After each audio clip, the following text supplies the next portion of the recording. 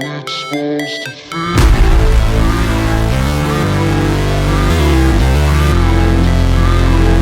How it's supposed to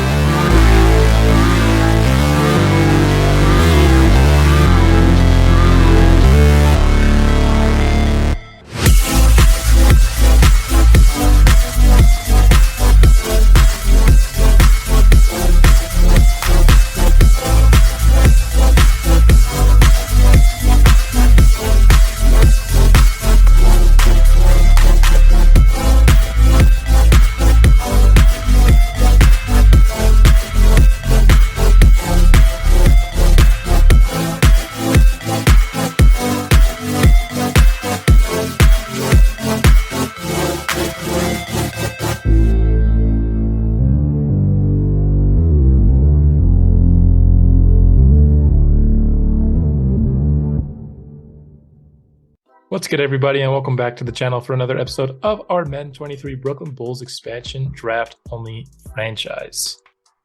As you guys can probably tell, I have added a new intro here for this series, like the one that I had in the Express series. And what that means is I have compiled the highlights for this season. And I've decided to make this episode the stats and highlights episode for season 1. When I thought about it, when I was getting ready to record this episode, it just didn't feel really the importance of this episode in any way, shape, or form.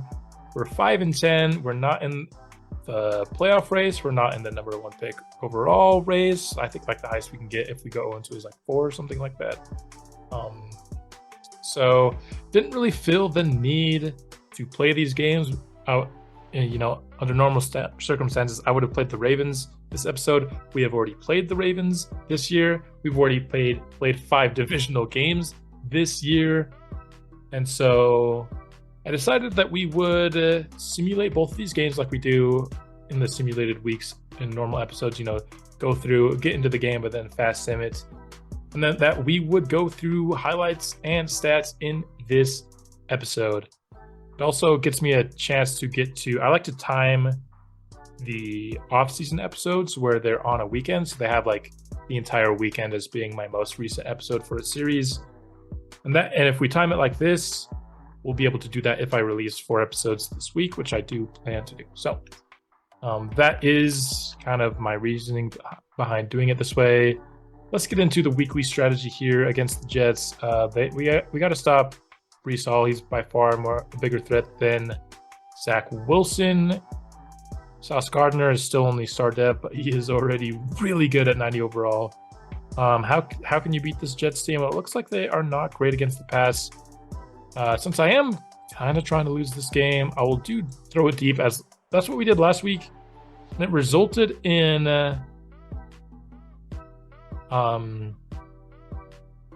not a single touchdown. I don't want our offense to be that bad, but I do kind of want us to lose because, like I said, if things break our way, we can get, I think right now we're the 6th pick, we can get up to the 4th, and I would like to increase those couple of spots here. Another thing we have to do is the final positional deep dive for the draft. So let's do that. We have the skill position players on offense left. We will start with quarterback. I can't remember if I already said that this happened, but I messed up in week 8. I did not set my regional focus for my scout. It was supposed to be quarterback. I was supposed to know all 4 of these players at 100%, but instead I know them at 55%.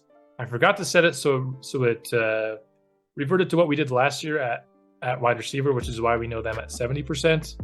So I was supposed to know this quarterback class at 100%. I still feel like I have a decent idea of where these guys are, but I would have loved to have them at 100%. But let's get into this class. Starting here with Larry Palmer out of North Dakota State. 6'1", 229 is not great. He's really an average player in terms of his speed and his throw power. But what I kind of look for when I want to draft a quarterback, didn't really get to show this much in the Express because there was a generational quarterback, so we just picked him. Typically, my baseline is I want one accuracy at A and the other 2 at B. That's kind of what I'm looking for. And then I want under pressure at A or B. Those are like, I would say, the most important things in terms of the skills. I also want probably a little bit more athleticism here than we see from Larry Palmer. I'd like either a bigger arm or you to be fast. Like, I'm fine with a solid to good arm as long as your speed is faster, but he's kind of just like decent at both. Still think he is going to be a solid quarterback. I imagine he's going to be somewhere in the 70s. Of course, had I got him to 100%, I would have known like a general range within a couple overall where he would be. Tom Brackett here, a little bit stronger of an arm, not quite as fast, has the 2 Bs, and has a potential for an A medium accuracy. Could just be 3 Bs though, and then he would fall a little bit short of where I want my accuracies to be. Also, under pressure being maximum at B, I don't love a BDD play action. I also like a higher play action just because that is one of the things that's the hardest to upgrade as a quarterback. You get very few upgrades there. So I like a higher play action. Let's go to Blaine Henderson, 6'5", 228, 23 years old here. Has the big arm, cannot move at all, but has A under pressure, has one of the accuracies at A, one at B, and then the other one A to C. So has A play action as well, A break sack. I think Blaine Henderson is a good quarterback. The drawback is he's 23 years old and he can't move. I like at least a little bit of mobility in my quarterback, so he's not a perfect prospect by any means, but I think he's a good player. And then lastly here we have Joseph Ryan. He is the smallest here at 6 foot 232, 22 years old. Good to great with his arm, but not a mover either. Does have the A under pressure, has 2 A's and a B in accuracy, A to C play action. I think he's a good option. I wish he was, like, the fact that he's small and he can't move, I don't love. I think I like these 2 players more than I like these 2 players. It kind of, I would like Tom Brackett if we knew like the throw under pressure and the medium accuracy were at the high end of his ranges, and they very well could be. Because he has more speed than these 2, so if those 2 ratings came at the higher end of the spectrum, I'd like him a little bit more. But I think we have 3 really good quarterbacks. There's none that I love. I like all 3 of these quarterbacks. Don't love any of them. And I'm still undecided whether or not I want to take a quarterback in the first round. I mean, I do want to, but I just want so many other positions as well. It's hard to say whether or not it'll end up happening. Brian Phillips, what I'm really looking here at running back in this class is a complement to Rashad Grimes. So I want somebody with speed. He's got good, great speed. And I want somebody with some catching ability. A to C catching, B pass block, A to C short route, A to C medium route. He's checking the boxes that I'm wanting from this player. C vision, C carrying is not great, but it's fine. B juke move as well, B kick return. I think he's a really good player. Just am I taking a running back in round 3 in this class when he's really going to be more of a complementary back? If I was looking for maybe an every down back, I'd be more inclined. Here, Brian Jeffries is a guy that we can get later. Also has that good to great speed. Doesn't have like the juke and the spin moves that you'd like to see, but B vision and B break tackle is good. The other thing is he has A to C catching, but C to F short route, so I don't know how good of a receiver he was going to be. And kind of that elusive / receiving back is what I want in complement. So I think Brian Phillips I like more than Brian Jeffries, but I would maybe say Brian Jeffries has a better shot of being a bull, just because we can get him later. Receiver here, I kind of want somebody who would complement the 2 guys that we already have. I don't know if I'd draft a receiver at all. Round 2 to 3 probably is a little bit early for me, but he's on our board, so let's take a look. Drake Carey here. He's a guy who can jump. He's got size. A spec catching is really why he's on the board. B release, B catching traffic, not a route runner. I don't know how much a compliment he is to the players that we have, so for that reason, I'm not super intrigued by Jamario Yarborough. 6'3", 223. Kind of in the same boat as the previous guy, just not as good. So I don't know how much I'm really interested in these guys. I just have them kind of on my board. These 2 guys in day 3 are more likely to be players that I'm intrigued by. Andrew Reed here, 6 foot, 186, 23 years old is unfortunate, but he's got the speed. And when I'm thinking about somebody that I think would complement the 2 players that we have, I think just like a pure deep threat. Because when I think about, the underneath routes, I think Deacon Burgess can win. I think Bowman can win. I think Lovelock, that's where he's meant to be. That is his zone, So I feel like underneath, like the short to medium range, we have covered pretty well. When it comes to deep threats, we really only have one on our team, so I'd like somebody else that can stretch us deep. That requires speed, and that requires deep route, which he has at C, and release at F. You don't like to see, but he has the most important thing, that's speed. John Howard here, smaller, 5'8", 181. He is a year younger, has more speed, has better deep routes, and a little bit better release as well. Definitely not as good, but John Howard, if I had to guess that we were drafting a receiver, I would guess that it would be John Howard in this class. Tight end, there's a couple guys that I like. First up, we have Alex Thomas here, 6'4", 245, good to great speed, great to elite strength. Doesn't have the acceleration that you like, but is a good run blocker. I like Bowman. I don't know if he is like super great or anything, so I think getting another tight end could be something worth looking at. Bob Harris doesn't have quite as much strength, has the same speed, a little bit better acceleration as well. Not as good of a run blocker, but a decent player that you can get in on day 3. And once again, just because he's available later, and I feel like apart from quarterback and tackle, really the only position I'm going to be prioritizing offensively is going to be... quarterback and tackle are the only positions that I will even truly consider prioritizing at the top of this draft. For the most part, it's like quarterback, tackle, and defense is what I want this draft to be. I feel like we have a lot more holes on defense, and I feel like this is another opportunity to talk about the Brooklyn Bulls draft big board Google Sheet that I have available. It is in the link of the description of every video of this franchise. It just gives you an opportunity to see the entirety of our board, compare players. As it is right now, you have only view access to this spreadsheet, but you do have the opportunity to download. If you go over to File, Downloads, you can put it in an Excel sheet if you have access to Excel. Whatever you want. That's just if you want to actually go through and, I don't know, sort by rating or position or whatever, or use the individual deep prospect deep dive that we have over on the left. Just to give you an idea, if you have some opinions that you want to share in the comments of, this video, next video will be the offseason, so by then it'll be too late. If you just have any opinions on this draft class, where you think we should go with it, that gives you a better idea of who everyone I'm looking towards drafting. With that out of the way, it is time to get into this Jets game. Let's go ahead and get this one underway. And here we are. Can we get the loss to the Jets that we kind of rooting here? Rooting for here, I should say. We're tentatively at pick 6 right now. Definitely do not want to get further down in the draft, but rather increase our draft slot here.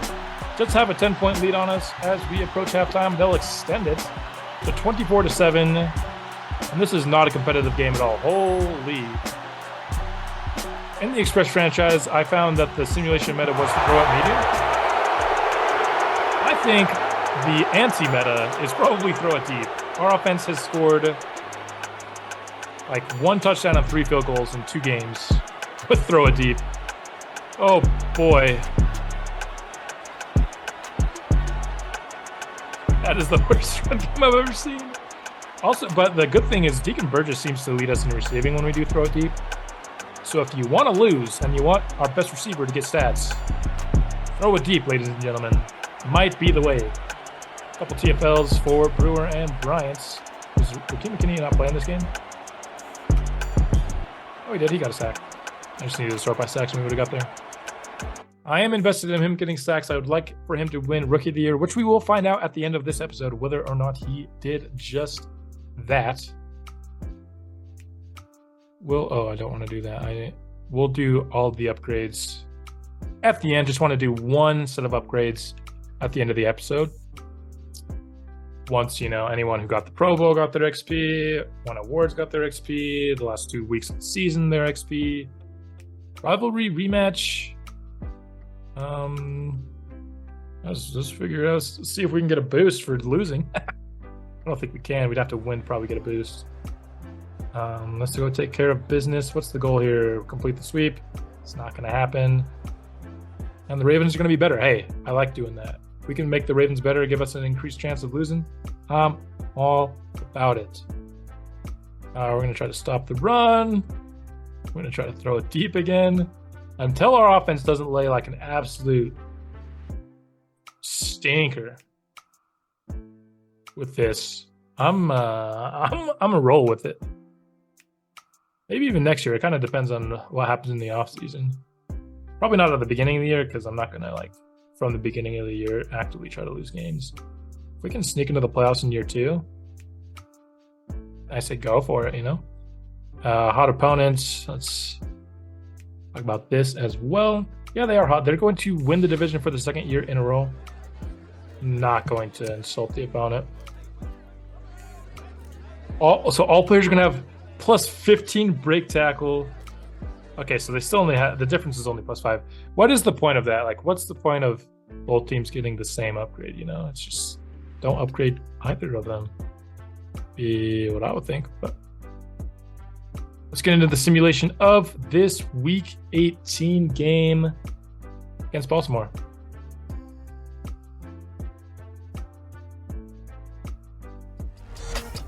We are in Baltimore here. I just noticed that the M and the O are gold, but everything else is white in the lettering. Is that like something I should know about? Mo. Is there like a former Raven named Mo that passed away that I don't know about? Baltimore out to an early 10-0 lead. I'm trying to think. There's got to be something. Mo. Right, all I can think of right now is like Mo Cheeks, but that's a basketball player. Ravens have a 2-touchdown lead. They'll extend it to a 3-touchdown lead, and now will see how we end our season. 0-2. It's kind of what I wanted to. I was very confident we were going to lose to the Ravens the previous game that I thought maybe, just because the Jets were only a game ahead of us. No interceptions for Eli Palmer. Everybody, round of applause for Eli Palmer. Good throw pick. Holy. So Grimes got injured after his first carry. It was a good carry. He had more carries, more yards than he had last. And Deacon Burgess, I guess he still had the most yards. Lovelock with a touchdown. Corey Rose gave up 3 sacks. Gore had a couple TFLs. No sacks on the day. And that will be how we ended off the regular season. I'm going to get all the way through to the Super Bowl in this episode. So should I do this? I feel like I should do the playoffs first, and we'll do the stats and awards at the very, very end. Ramirez, we'll just do a power upgrade here. He would be out for 2 more weeks. So theoretically, we would have to get to the AFC Championship game for him to be back this year. That was never even close to on the table. Banks will make him a better run stuffer here. 2 block shed in a zone. He is looking really good going into year 2. Already at 80 zone coverage. Block shedding is at 69, which is obviously nice, as is his strength, which that's actually pretty low for a linebacker. You want middle linebackers, I think, to be in like the mid 70s in their strength. Somewhere around that area. I can't remember exactly. Trevor Hall, what's his worst? Both of his run blocks are tied, but his pass block power is worse than his pass block finesse. So we'll do a power upgrade, excuse me. He gets 3 run block power. That's nice. Gets him into the greens. Rakeem McKinney upgrades speed rusher. Awareness pursuit.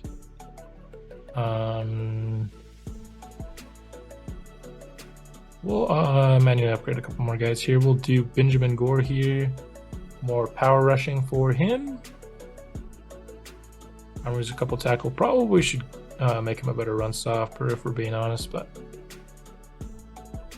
Nathan Holloman, trying to make him a better deep threat because +2 speed is clutch. He just doesn't have the deep routing or the release or the spec catch that I want from like the 3rd receiver. But +2 speed is certainly not going to hurt his chances you're on foot, we'll get up to 70 overall.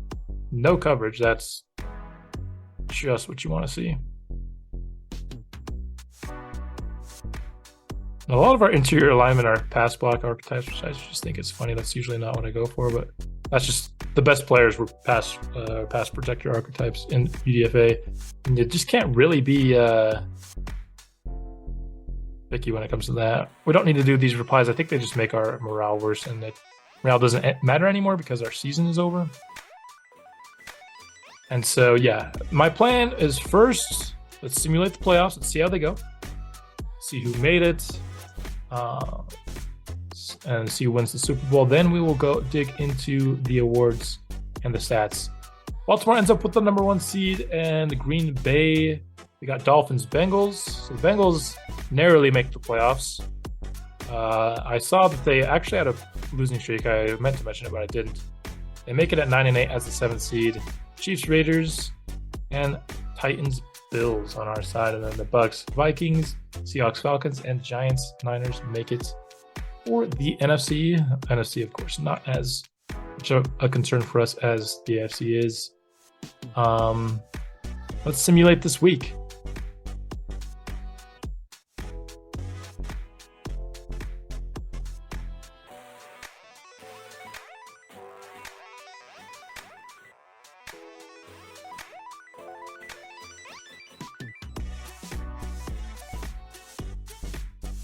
Now here in the divisional round, it looks like the Bengals lose to the Dolphins. So that pick that we gave the Bengals should be, what, like around 20 or so? Basically where we picked last year with our second first-round pick. Somewhere around there. The Kansas City Chiefs beat the Raiders handily. Buffalo escapes with a victory. Vikings upset the Bucks. Falcons beat the Seahawks, and then Giants beat San Francisco. Pretty surprising, I'd say, bracket for the NFC. AFC was pretty chalk, I think, for the most part. Baltimore versus Kansas City in the AFC. Green Bay, Atlanta in the NFC. And let's just see who from our team made the Pro Bowl. Maybe a little bit of a sneak peek about who had good years on our side. No quarterbacks, running backs, not a surprise. Do we have a wide receiver make the Pro Bowl? We do not have a wide receiver in the Pro Bowl. I just think Deacon Burgess did not have enough touchdowns. Offensive line, nobody. Rakeem McKinney makes the Pro Bowl. He's the first one on the list, perhaps gonna be the only one at this rate. Kurt Banks makes the Pro Bowl at middle linebacker. He's middle linebacker 1. That's interesting. And that will, and then he wasn't even our punt returner this year. Snow is our receiver. He didn't even return punts for us this year. He's the Pro Bowl punt returner. Okay. So really, I'm gonna pretend he's not a Pro Bowler because that's ridiculous. Our Pro Bowlers are Rakeem McKinney and Kurt Banks this year. Not gonna do these upgrades because they'll key us in on some awards.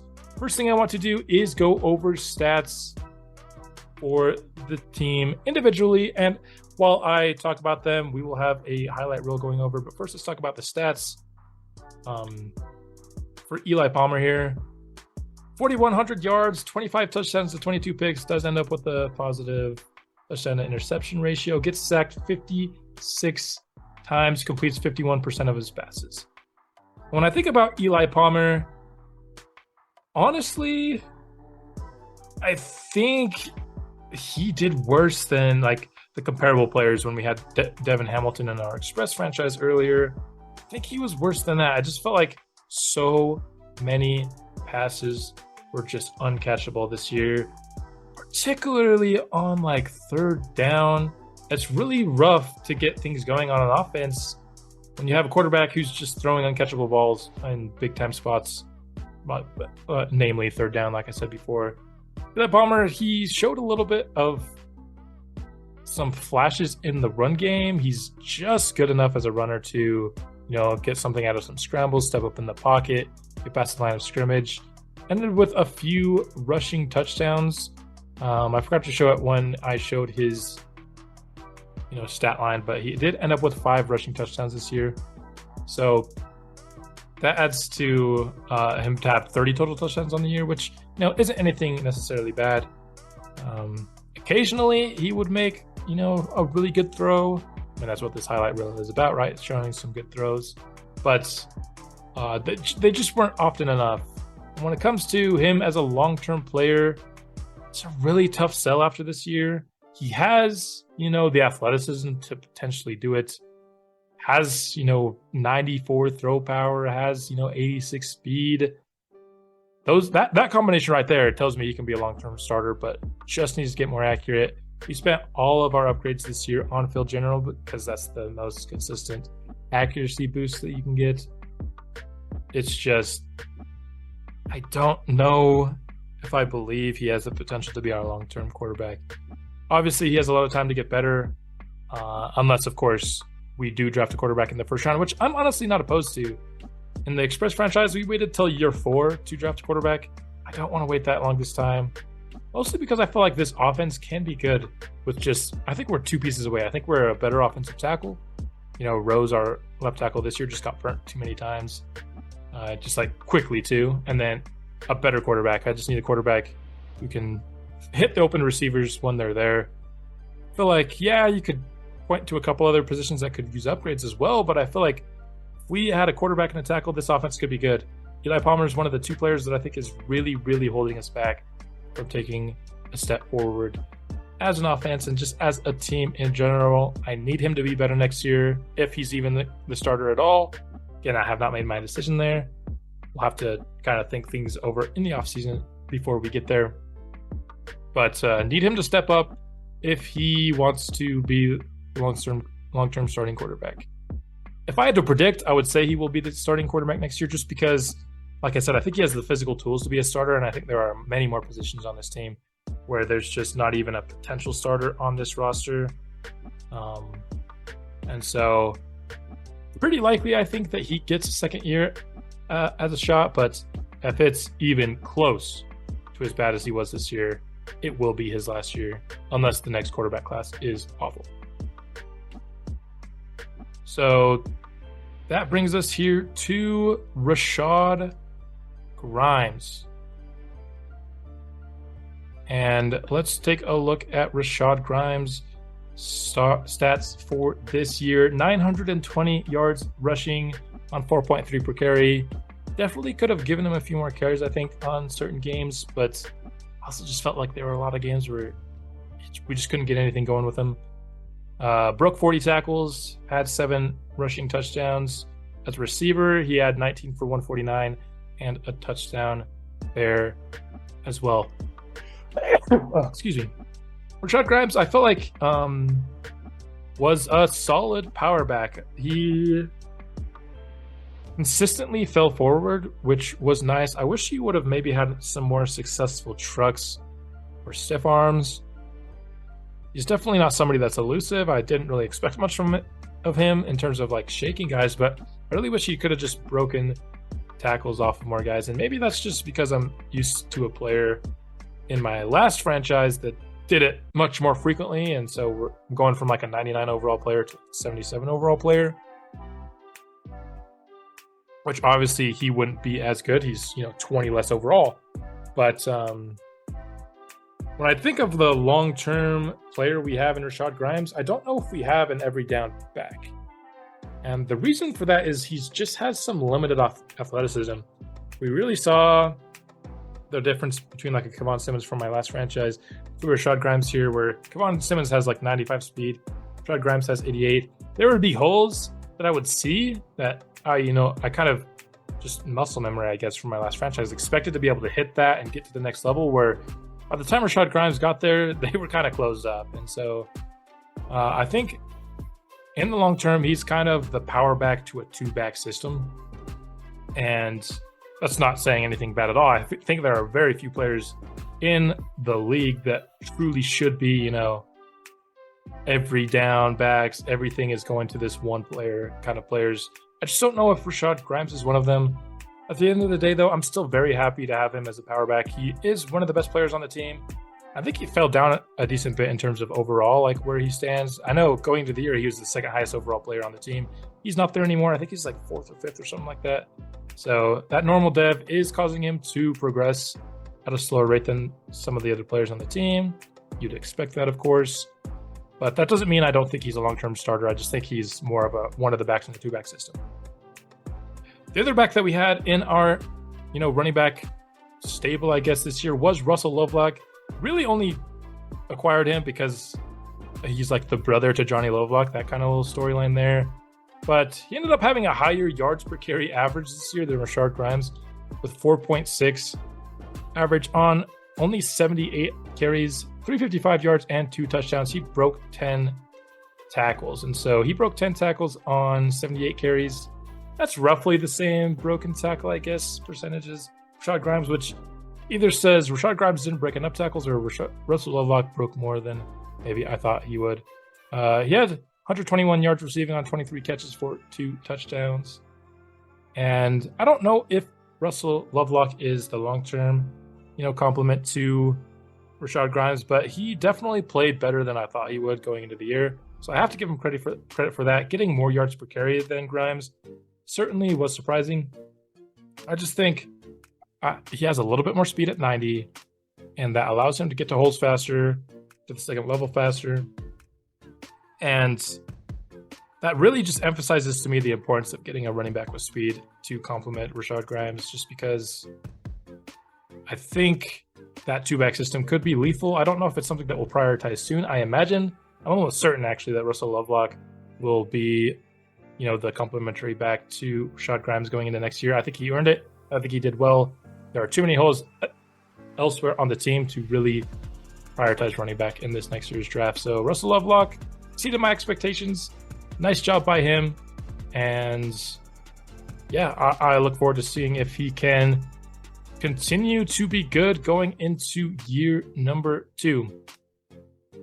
Let's now talk about Deacon Burgess, the first pick in franchise history. His year 1 ended with 93 catches for 1,379 yards, nearly a 15 yards per catch, and 8 touchdowns. We don't see the drops here, and I really wish we could, because I know I forced him the ball a lot when he was maybe double covered, and I don't expect him to make all those plays, but it just felt like he wasn't making as many plays in traffic as I expected from getting a guy who is an X-Factor generational receiver. However, this player was, the focal point of this offense, and I think he had a good season in that role. Gets open at a consistent basis at all 3 levels of the field, which you love to see. Made a couple plays downfield. I wish he made a couple more.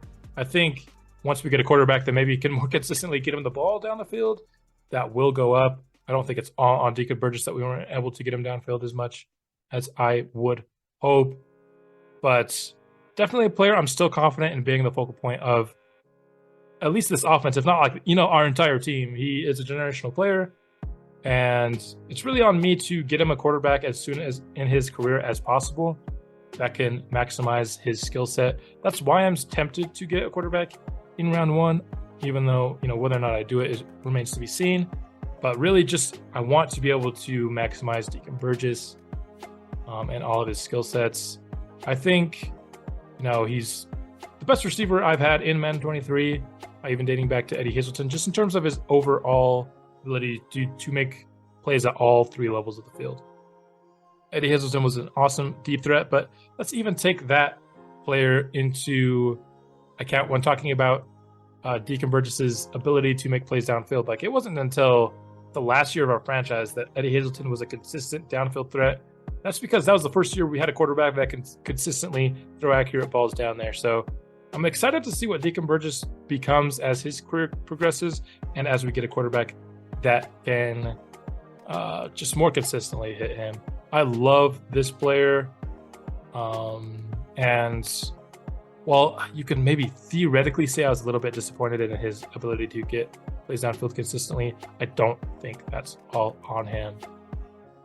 His counterpoint in this offense was Johnny Lovelock, who we really drafted in the third round to be a slot receiver. He ended the year with 80 catches, 1,100 yards, and 7 touchdowns with 361 yards after the catch. Pretty good there. Johnny Lovelock, he is a player who stars in his role, I think. When you look at this highlight reel, you're going to see pretty much everything we're throwing his way is the underneath routes, the quick outs, the slants, the drags, things of that nature. That's just where he thrives. If you look at his ratings, he doesn't have the speed to really make plays downfield. And you could definitely see that. I tried a couple times to maybe hit him downfield. It did not work this year. He is a slot-only player. And honestly, that's fine. I think that's a good thing to have next to a guy like Deacon Burgess, where I think if we're maximizing Deacon Burgess, we're throwing him more downfield, and then Johnny Lovelock can take a lot of that role underneath. Made some plays in some catches in traffic this year, which I was very pleased with. Doesn't need a lot of space to go up and make the play.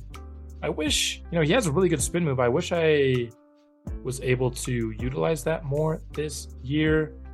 I tried it a couple times. I just felt like when I tried it, he was surrounded by 3 or 4 players. And you're just not going to get a successful spin move when you're that, in that much congestion, I guess I could say. So I would say overall, as a slot receiver and as a wide receiver to complement to Deacon Burgess, very excited about him. He's another player that I think his stats are only going to increase as he goes throughout his career and as he gets a better quarterback. And so, yeah, no real complaints. Again, would like to maybe get him more shots downfield, but that's not really his game. And so even when we get a good quarterback, I don't know if that will ever be his game. The third target here in our passing offense this year was Justice Bowman at tight end. He ended the year with 54 catches, just under 600 yards, and 4 touchdowns. And for Justice Bowman this year, I think it's hard to say you're disappointed in him. It's just, I'm so used to throwing so many plays to the tight end because of Lewis Smart in our last franchise, and Justice Bowman is just nowhere near the talent that Lewis Smart was. And so when you think about what Justice Bowman is just, that's all he should be, is like a third option. He's more of like an average NFL tight end. He's not a special run blocker. He's not a special athlete. He's just a really solid player. And I think as long as that's his expectation, and it's not like the tight end that's playing for this channel, I should say, after Lewis Smart, who was like an incredible tight end, then I think he did fine. I wouldn't say he exceeded my expectations. Wouldn't say he's a disappointment either. I think he played fine for us.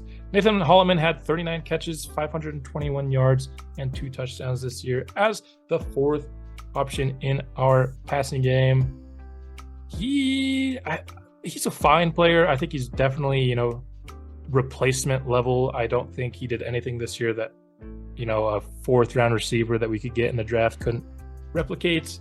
So I don't know if we're going to end up drafting a receiver, so we might spend another year as our wide receiver 3, and I'm fine with that. I'm not, excited about it or anything, but I'm not dreading it either. He's a fine replacement level player, which I think in terms of where we're at in terms of a franchise right now, that's going to be someone that sticks around for another year, because I would absolutely love to have replacement level at some spots for our team. Switching now to offensive line to round out our offensive side of the ball here. Talking about sacks given up, there's not really highlights with these players, but just want to kind of talk about their performances this year. Corey Rose gave up 17 sacks. It honestly felt like he gave up 30. He was so bad. There were times where we had to throw out a sack into an interception because of his poor play. He's a very bad player. Let's take a look here. He is 67 overall, and his pass protecting, he has 70 pass block finesse, and 62 pass block power. You're not expecting him to be good. I know that. That's why tackle is at the very top of my list in order to be one of the positions that I want to replace the most going into year 2. He also played 2 less games than Trevor Hall, gave up 3 more sacks. But Trevor Hall, I think, was still slightly disappointing. I knew he wasn't going to be incredible. I thought maybe he'd give up 10 sacks this year, which is kind of like my goal, 10 or lower. So we ended up giving up a few more than that. Honestly, though, the man's playing against Myles Garrett, and I can't remember. I think TJ Watt might line up on his side as well. So he has some really, really tough assignments. So I can't hit on him too much for that. Another guy that maybe disappointed me a little bit was Derrick Brown, just because he's our third best offensive lineman, and of our interior offensive linemen, he gave up the most sacks. He's also a pass protecting archetype kind of player, so definitely not an athlete, playing up to 86 strength and has only 60 speed. I think that's part of it. Athleticism is pretty important for offensive linemen. It's important for everyone, but it's particularly important for offensive linemen. Taylor Ramirez gave up 4 sacks this year. I think that number's not bad, but the fact that he only played 13 games probably would have been more around 5 or 6. Don't love to see that. And then Oberg here played 16 of the games, only gave up 3 sacks. He's our lowest rated offensive lineman, but he came out and had the best year. I think like the center right guard tandem ends up being the one that gets like the double team most often though, so I don't know how impressive that is. Overall, we just need to get better as an offensive line, particularly a left tackle. I need a better left tackle next year for sure. So yeah, that's on easily the short list of what I want to improve going into next year. Let's flip things over to the defense now with Kurt Banks. He ended the year with 152 tackles, 85 of them solo, 10 TFLs, 5 sacks, 3 picks, 4 deflections. I think Kurt Banks had a really good year. I don't know if I want to say this, but it might have been our best linebacker year on the channel. I mean, we had a couple really solid linebackers in the Express, but I feel like he combined the strengths of both Michael Franklin and Victor Giles from that series in terms of Michael Franklin was a solid guy and Victor Giles was the playmaker. I feel like he was both solid and made plays this year. He ends this year as our second best player on the team, and I honestly think he's earned that. He was helped a little bit, of course, by the preseason camp standout scenario where he got the +5, I think it was tackle or whatever, and then the 10,000 XP from hitting the scenario in week 1. Didn't get the scenario in week 2 to go up to superstar dev. Would have been awesome. He might get that this year based on his performance. He made some plays in the run game, made some plays in the pass game. I just felt like he was a really solid player. One of the few guys that I felt like I could trust to make plays. I felt like I didn't need to use him a ton unless I was blitzing, just because I felt like he would play solidly. In terms of him as a long-term player, definitely, one of the few guys on this defense that I am confident will be here long-term. Isn't perfect, doesn't have great size. He's 6 foot and 230 pounds, and he has like less than 70 strength, which we already covered here in this episode. So that's not stuff that you love to see. You'd probably want to pair him up with maybe a guy who's a little bit bigger and has that strength that he lacks. But definitely a very solid player. Was the middle linebacker one in the Pro Bowl rankings, which we already saw. So if you needed, I don't know, I guess a second opinion on how good he is, that should give it to you. His running mate here for this year was Kendrick Ingram. He ends up with 137 tackles, 80 of them solo, 14 TFLs, no sacks, no picks, 7 deflections. Honestly, was pretty pleasantly surprised this year with Kendrick Ingram. He, I think, played solidly. Not much of a playmaker, despite the 14 TFLs, like no sacks or picks or anything like that. 14 TFLs is nice, though. I felt like the middle linebacker duo was kind of the strength of the team this year. They certainly weren't perfect. We gave up a lot of stuff over the middle of the field, but it wasn't always them. Sometimes it was the corners doing that as well. And so I'm not putting everything on them. Like I said, because of how they played, despite Kendrick Ingram maybe not being somebody that I view as a long-term starter, he is somebody that, kind of like what I talked about with Holloman, is what I would consider a replacement level player, where he's just like league average, doesn't do anything special, but he's not like a liability. And so that's kind of a compliment with the state of this franchise right now. So off-ball linebacker is certainly towards the bottom of my priorities this offseason when it comes to replacing. Perhaps, the best season we had on defense this year comes from Raheem McKinney. 23 TFLs and 13 sacks on the year for him. I mean, that right there, if that's not rookie of the year, somebody was incredible. Also forced a fumble, recovered one as well. Blocked a kick. I don't remember that happening. So good job by him. Must have come in one of the simulated games. Raheem McKinney, I don't think he's like super consistent. I saw him felt like losing a decent bit, but I love this player. He has like that strength and speed combo that gives him inside out versatility, and I love that about him.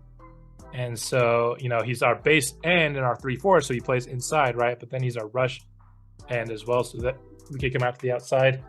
I honestly can't tell at which spot I felt like he did better, inside or outside.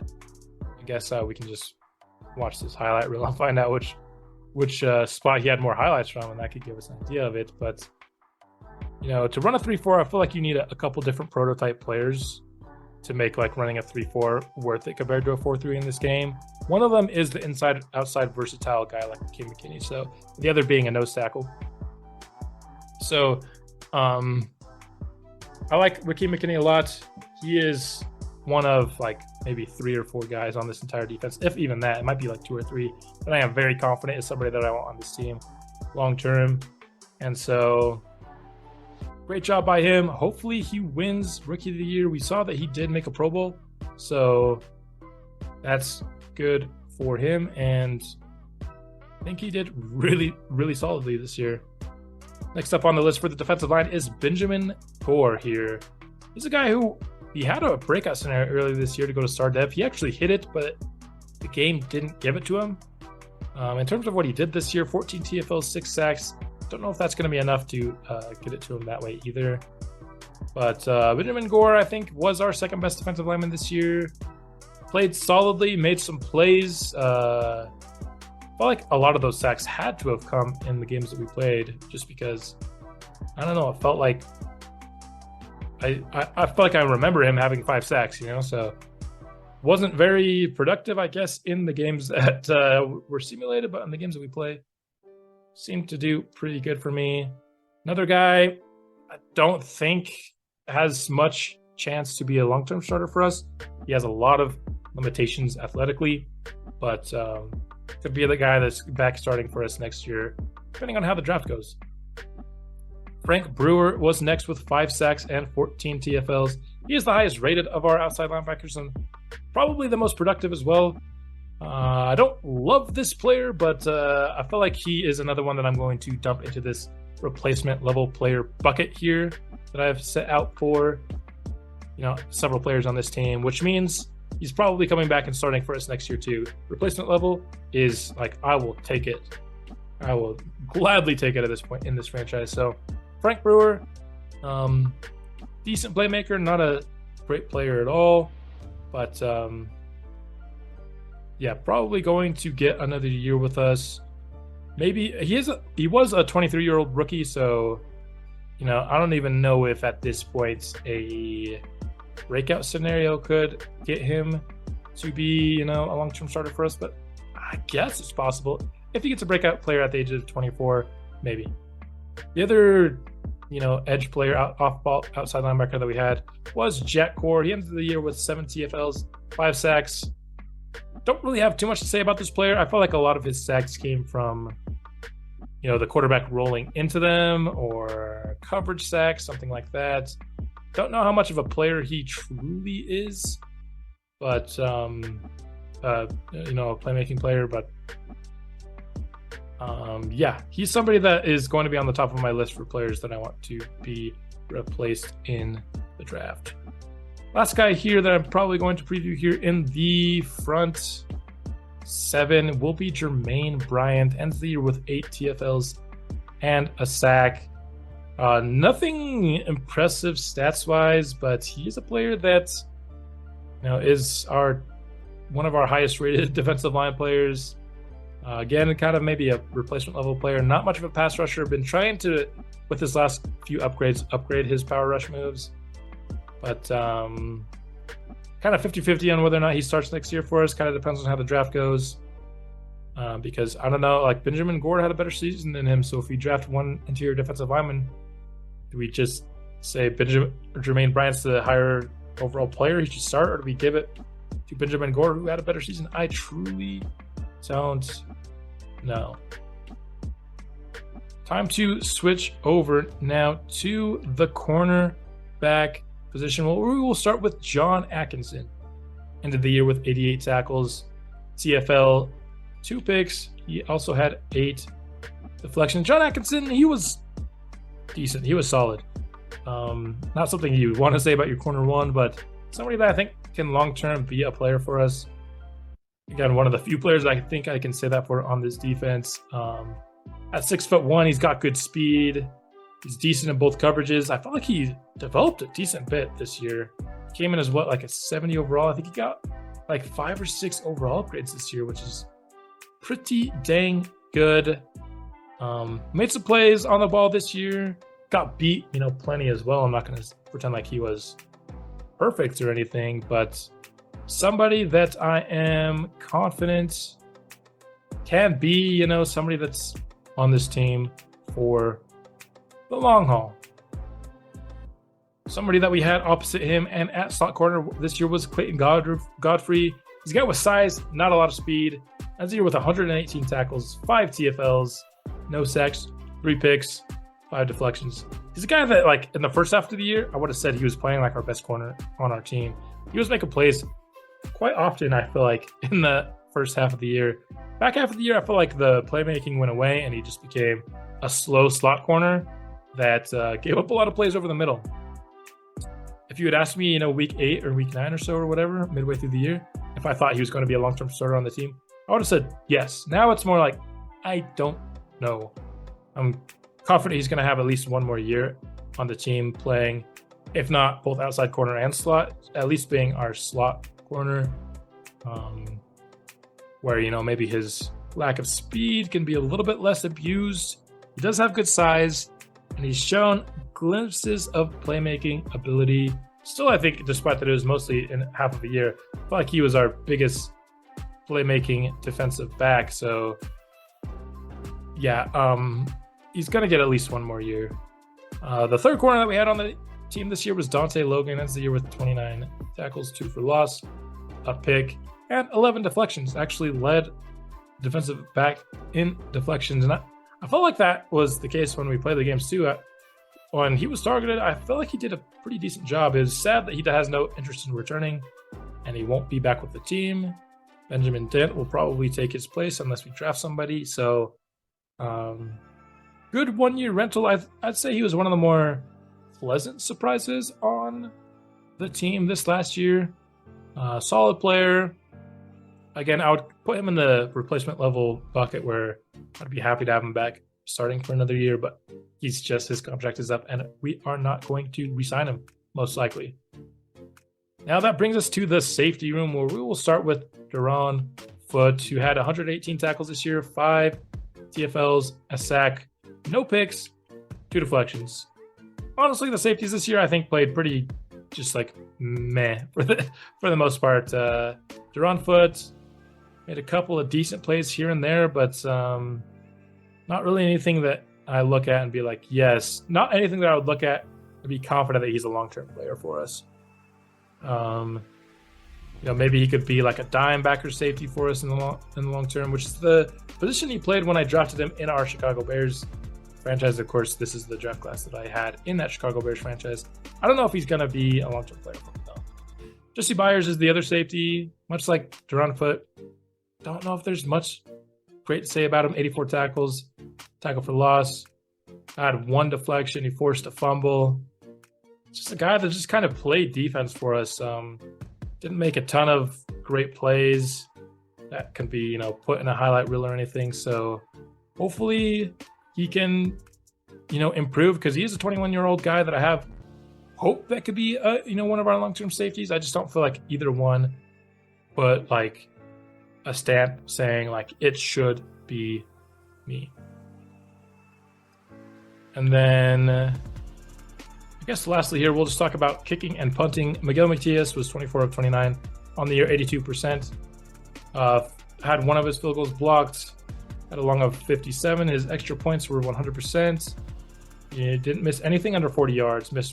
So we just had him attempt a bunch of stuff over 50, probably stuff that he wasn't even capable of hitting, which is what the CPU loves to do. Punts, McLeod. Honestly surprised that his average is this high. I felt like when I punted with him, he sucked. He did get like a lot of kick power upgrades throughout the year, so he was especially bad in the beginning of the year, but I felt like he did get better as the year went on, as his kick power went up. And now let's just take a look at the league in general and how things fared. Who had the best years?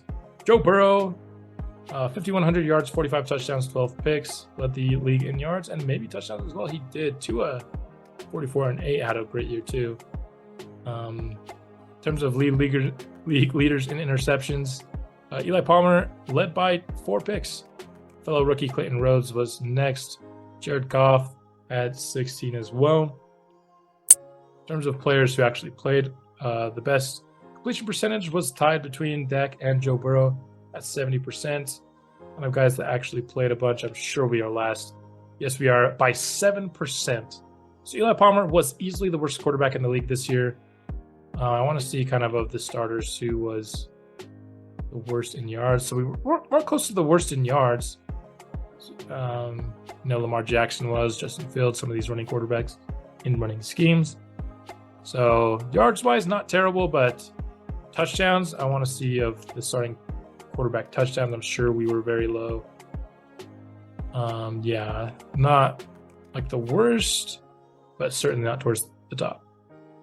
The best running back in the league this year was Derrick Henry in terms of yards, at 17 touchdowns as well. Who had the most fumbles? Zeke had the most fumbles. Josh Jacobs was second. He might have led the league in touchdowns. He did alongside Zeke. Broken tackles wise, it was Derrick Henry with 71. Really puts the year that Kevon Simmons, sorry, I keep mentioning the Express in this episode. I can't help myself. The year where Kevon Simmons had 105 broken tackles into perspective. The league leader was 71 this year. In terms of receiving, Cooper Kupp led in yards. No surprise there. George Pickens was second, probably solely due to our team. Like, he destroyed our team and made us look silly. Looks like Burgess ended up being 8th. 1, 2, 3, 4, 5, 6. 6. Why did I get 8? Yeah, he's 6th in the league in yards. But touchdowns, look, he had 8 touchdowns. All these players with double digits.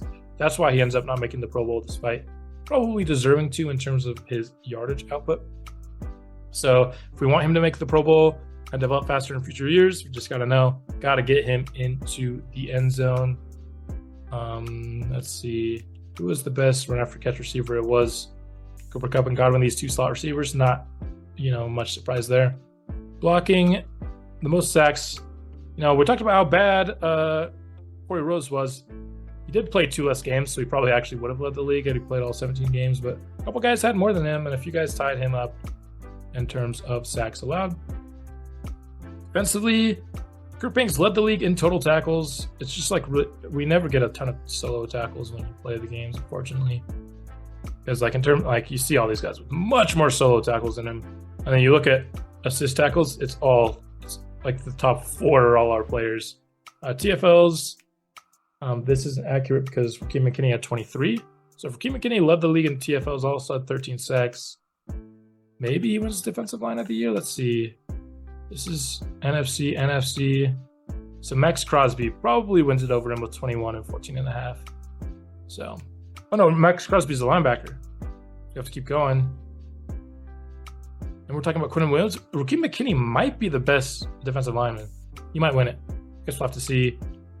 We made the most field goals in the year, but we also missed 5. So let's talk about who was Cairo Santos and Will Lutz both at 100%. We had the most punts in the year this league. Most punts in the league this year, not surprising. Second worst average. Okay, so we was bad. And then, second worst net average as well. We sucked there. Kickoff return touchdowns, we had 2 in the whole league. Punt return touchdowns, whoa, Stephon Diggs out here balling out. How is he not the Pro Bowl punt returner? He had 3 kickoff return touchdowns. Our guy had 0, and he made the Pro Bowl. That Pro Bowl selection was so weird. So let's now take a look at the where we ranked in terms of yards and stuff offensively. Second worst in the league offensive yards. We had 1, 2, 3. Where were we? Looked like we were kind of in the middle of the pack. Maybe like 21st or something like that. Rushing yards, we were second worst in the league. Points per game, second worst in the league. Passing touchdowns, fourth worst in the league. Rushing touchdowns, second worst in the league. First downs, we were, maybe eighth worst in the league, something like that. Offensively, gave up the most yards in the league. Passing wise, it wasn't that high, but probably because we were, trailing a lot, so they ran a lot, which we were the worst in the league there. Gave up the most points in the league. Sacks wise, we weren't super bad. Forced fumbles, we actually tied for the league lead.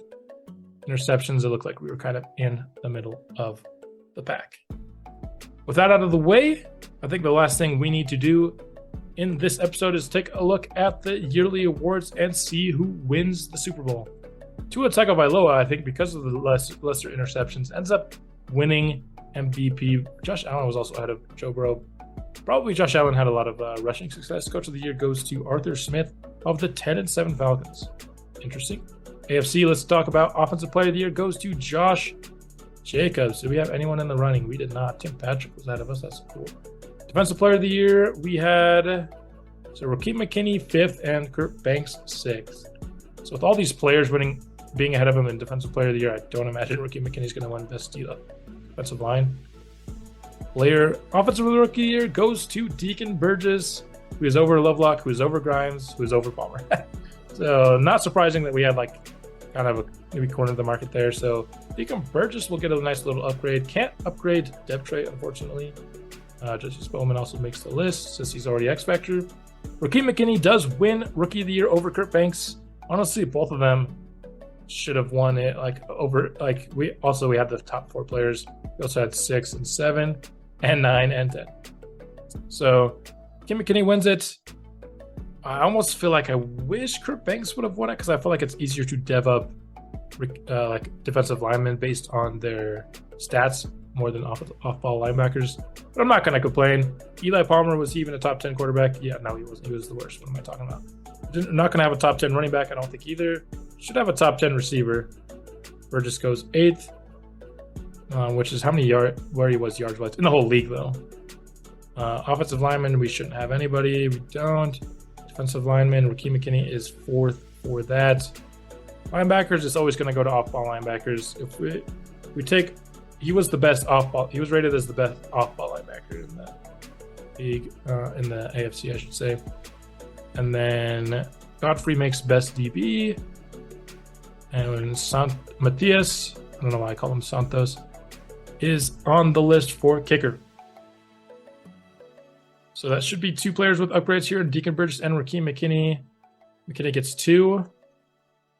Maybe we try to just get power moves into the 70s just for kicks and giggles. Even though he's a finesse rush player, he gets +3 there, which is nice. Does get up to superstar dev, which you love to see. That means we want to get him up to 85 overall as quickly as we can so we can upgrade his second ability and just have more abilities available to us. Deacon Burgess. We'll go... Just go playmaker, man. If we can get him to be like a supreme after the catch threat, that would be sick. Gets a short route, which will put him into the deep greens. Pretty awesome upgrade there. That whole, man, he's a rookie, and that whole screen is deep green. You love to see it. Up to 82 break tackle and 87 juke move as well. So you love to see that. And the last thing we need to do for this episode is see who won the Super Bowl. Will it be our division rival Ravens, or will it be the Falcons? A couple of bird teams in the Super Bowl. Looks like our division rival Ravens will win the Super Bowl. This should just be practice squad players, which we only had 1 because everyone else was poached. Which is ridiculous, but whatever. I'm turning off practice squad still for next year because I don't want to lose my entire practice squad. But that's it for the stats and awards episode. Hopefully you like the highlight reels that we made, and we'll be back soon with the off season. If you have any suggestions as to who we should draft, drop them in the comment section of this video. Hopefully I will give this video a little bit of time before I record the off-season one. I won't have a ton of time to do that though, but I'll be back soon with the next one, and I will see you then.